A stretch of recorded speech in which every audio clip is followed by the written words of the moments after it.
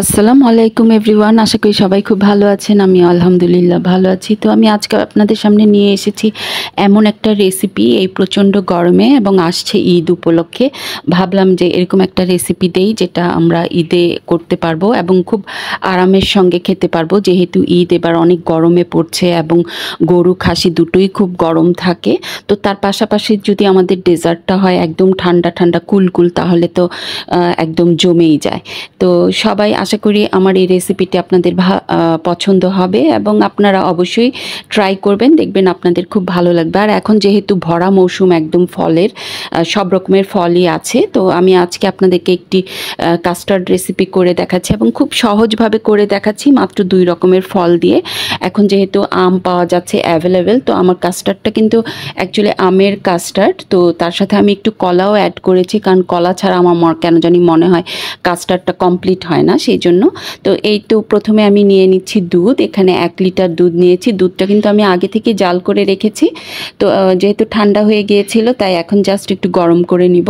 তো দুধটা গরম করার সময় চুলাটা ভালো করে নাড়তে হবে, কারণ এখানে আমি হাই হিটে দিয়েছি যাতে তাড়াতাড়ি করে গরম হয়ে যায়। তো দুধটা আগে জাল করে রাখলে কিন্তু দেখা যায় যে বেশি সময় লাগে না কাস্টার্ডটা তৈরি করতে। তো দুধটা যখন জাল হয়ে যাবে তখন এর ভিতরে আমি দিয়ে দিব পর্যাপ্ত পরিমাণে চিনি। যে যতটুকু পরিমাণে মিষ্টি খেতে পছন্দ করেন সেই অনুযায়ী চিনি দিবেন। এখানে আমি 4 টেবিল চামচ পরিমাণে চিনি দিয়েছি। তো এক লিটার দুধের সাথে 4 টেবিল চামচ চিনি আমি অ্যাড করে নিয়েছি। কেউ হালকা মিষ্টি পছন্দ করেন, কেউ একটু বেশি মিষ্টি হলে পছন্দ করেন। তো আমার এটা মানে বেশি হালকাও না, অনেক বেশি মিষ্টিও না, মোটামুটি একদম যে লেভেলে থাকলে একদম ভালো হয় ওই রকমই আছে, যে সবাই খেতে পারবে। তারপর আমি দিয়ে দিচ্ছি সামান্য পরিমাণ লবণ, কারণ লবণটা দিলে দেখা যায় এর যে একটা পানসা ভাব ওটা চলে যায়।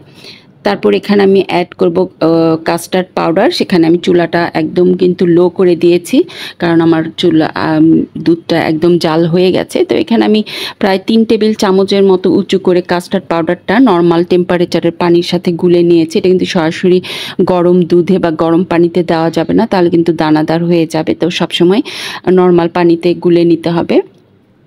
তো এখানে আমি 3 টেবিল চামচ কাস্টার্ড গুলে নিয়েছি। পুরোটাই কিন্তু আমি একটু একটু করে দিব আর দুধের সঙ্গে মিশাতে থাকবো, একবারে পুরোটা দিব না, কারণ থিকনেসটা কতটুকু আমার প্রয়োজন সেই অনুযায়ী আমি দেখে দেখে দিচ্ছি।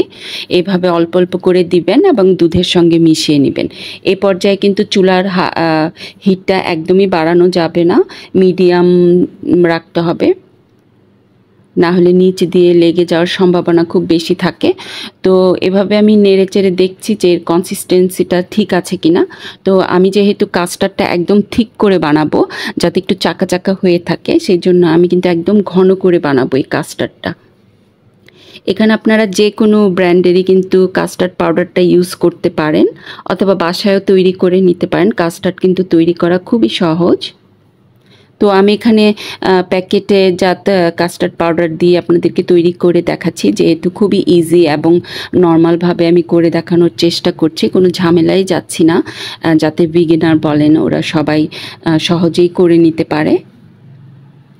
তো এই তো আমার কাস্টার্ডটা কিন্তু প্রায় থিকনেসে চলে এসেছে। তো আমি এখানে কিন্তু পুরোটা পাউডারই ব্যবহার করেছি। এ তো দেখতে পাচ্ছেন একদম কিন্তু ঠিক হয়ে গেছে। তো আমি ওদিক দিয়ে চুলাটা অফ করে দিয়ে কাস্টার্ডটাকে একটু ঠান্ডা করে নিব, আর এদিক দিয়ে আমার ফ্রুটসগুলো কেটে নিব।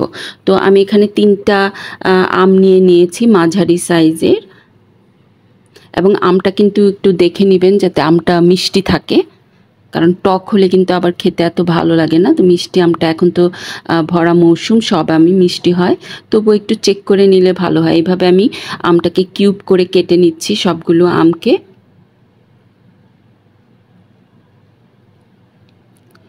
তো আমগুলো আমার কাটা হয়ে গেলে তারপর আমি সবার শেষে কলাটাকে কাটবো, কারণ কলা কিন্তু খুব তাড়াতাড়ি কালো হয়ে যায়। সেই জন্য আমটা কেটে তারপর আমি যে কলাটাকে দেখছেন হাফ সার্কেল করে কিন্তু কেটে নিয়েছি। তো এখানে আমি নিয়েছি 3টি আম এবং 4টি কলা। ফ্রুটসটা কিন্তু যার যার ইচ্ছে মতো দিতে পারেন, এটাতে কোনো ধরা বাঁধা নিয়ম নেই। যার ফলটা বেশি পছন্দ সে বেশি দিবেন, যার কম পছন্দ সে কম দিবেন। তো আমি নিচে একটা লেয়ার করে নিচ্ছি ফ্রুটসের লেয়ারটা করে এখানে আম এবং কলা দিয়ে দিচ্ছি। দিয়ে তারপর আমি এর উপরে দিয়ে দিব হচ্ছে কাস্টার্ড, যে মিশানো পাউডারটা আছে সেই কাস্টার্ডটা দিয়ে দিব। এখানে ফ্রুটসের 3টা লেয়ার হবে এবং এইটা কিন্তু এভাবে করে যদি আমরা রাখি খেতে কিন্তু অসাধারণ লাগে। তারপর আবার সেম প্রসেসে আমরা এখন আবার ফ্রুটস দিয়ে দিব, আম দিয়ে দিব এবং দিয়ে দিব কলা, এবং সবার শেষে কিন্তু একটা চমক আছে যেটা দিলে কিন্তু এর টেস্টটা আরও বহুগুণ বেড়ে যাবে। তো এই তো আমি কলা এবং আমগুলো সুন্দর করে চারদিকে ছড়িয়ে দিয়েছি। তার উপরে এখন পুরোটা কাস্টার্ড আবার ঢেলে দিব। তো পুরোটা কাস্টার্ড দিয়ে একদম ফ্রুটসগুলো আমি ঢেকে দিব। এখানে কিন্তু অনেক গরম, একদম চুলা থেকে নামিয়ে সাথে সাথে কাস্টার্ডটা দেওয়া যাবে না, তাহলে দেখা যাবে ফলগুলো হয়তো একটু সফট হয়ে যেতে পারে। তো কাস্টার্ডটা একটু ঠান্ডা করে নিলে একদম সুন্দরভাবে সেট হয়ে যাবে। তারপর আমি বাকি সব আমগুলো এবং কলাগুলো দিয়ে দিচ্ছি। এবং এই প্রসেসটা কিন্তু খুব তাড়াতাড়ি করতে হবে। দেখতে পাচ্ছেন কলা কিন্তু একদম কালো হওয়া শুরুই করে দিয়েছে। এরকম কালো হয়ে যাওয়ার আগে সবসময় চেষ্টা করবেন যাতে কালো হয়ে যাওয়ার আগে আমরা এই কাজটা করে ফেলতে পারি। এতে বলেছিলাম যে সবার লাস্টে একটা চমক আছে। আমি এখানে ম্যাঙ্গো পুডিং তৈরি করেছিলাম, এখানে আমি ম্যাঙ্গো পুডিংটাও দিয়ে দিচ্ছি এবং এটা দেওয়ার ফলে কিন্তু এর টেস্টটা অসাধারণ হয়। আর ম্যাঙ্গো পুডিংটা খেতে যে কী পরিমাণ মজা হয়ে থাকে, এই ম্যাঙ্গো পুডিংটাও কিন্তু আমার পেজ এবং চ্যানেলে 2 জায়গাতেই এই রেসিপিটা আছে, আপনারা চাইলে দেখে নিতে পারেন। খুবই ইজি একটা রেসিপি, খুব কম সময়ে হয়ে যায়, মাত্র 10 মিনিট লাগে এবং খেতে অসাধারণ লাগে। তো আমি পুডিংগুলো সুন্দর করে বিছিয়ে দিয়ে দিচ্ছি, দিয়ে এখন আমি বাস সেট করে নিয়েছি। সেট করে নিয়ে আর একটু যখন এ পর্যায়ে কিন্তু কাস্টার্ডটা অলমোস্ট ঠান্ডা প্রায় হয়ে গেছে, তো আমি ফ্রিজে রেখে দিব সারা রাতের জন্য। এখানে 2-3 ঘন্টা কিন্তু ফ্রিজে রেখে দিলেই হয়ে যাবে। তো আমি রাতের বেলা বানিয়ে রেখে দিয়েছিলাম, এই তো সকালবেলা বের করেছি। তো আপনাদেরকে আমি সার্ভ করে দেখাচ্ছি যে আমার পুডিংটা কাস্টার্ডটা কেমন হয়েছে।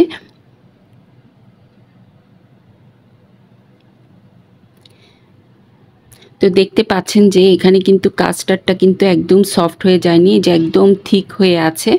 আর এই কাস্টার্ডটা খেতে যে কি অসাধারণ লাগে, একদম ঠান্ডা ঠান্ডা কুলকুল। আশা করি আপনাদের ভালো লেগেছে এবং সবাই বাসায় ট্রাই করবেন। আশা করি আপনাদের রেসিপিটাও অনেক ভালো লাগবে খেতে, আর প্রাণটা তো জুড়িয়েই যায়। তো আজকের রেসিপিটি ভালো লাগলে অবশ্যই লাইক, কমেন্ট এবং শেয়ার করতে ভুলবেন না এবং আমার পেজ এবং চ্যানেলের পাশে থাকবেন। তো সবাই যে যেখানে আছেন সুস্থ থাকবেন, ভালো থাকবেন। আজকে এই পর্যন্তই। আল্লাহ হাফেজ।